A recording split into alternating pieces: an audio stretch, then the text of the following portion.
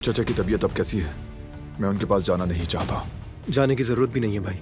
मैंने सुबह जाकर उनका जख्म देखा था, बिल्कुल ठीक है, कुछ भी नहीं है। थोड़ा और आराम कर ले, फिर चंद दिन बाद मार्दिन चला जाएगा।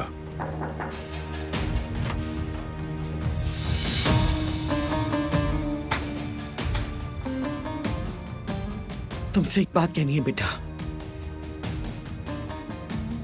तुम अगर कबीले के सरदार हो तो मैं भी एक मां हूं। इजाजत दो कि हसन यहीं घर में रहे।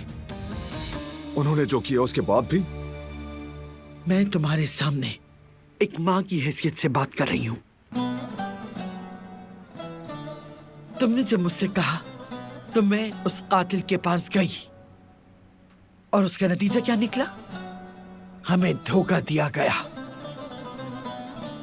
सईद की तो मेरी नजर में एक कटे हुए नाखून की भी हैसियत नहीं। सच पूछो तो मुझे बस इसी बात का दुख है कि वो मासूम बच्चा चला गया। काश कि ऐसा ना होता, लेकिन अब कुछ बदला भी नहीं जा सकता। मैं एक बेटे की जुदाई में सालों तड़पती रही हूं। उसकी एक एक बात, एक जुम्बिश के लिए तरसती रही, दुआओं में, उम्मीदों में जिंदगी गुजारती। अब जबकि उसे वापस पाया है तो दूसरे बेटे को मुझसे दूर ना करो, चाहे वो अच्छा हो या फिर बुरा। एक मां कभी अपनी औलाद से मुंह नहीं मोड़ सकती।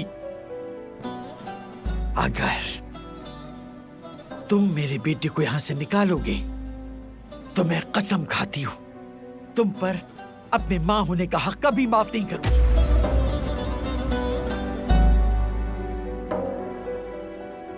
तुम तीनों पर।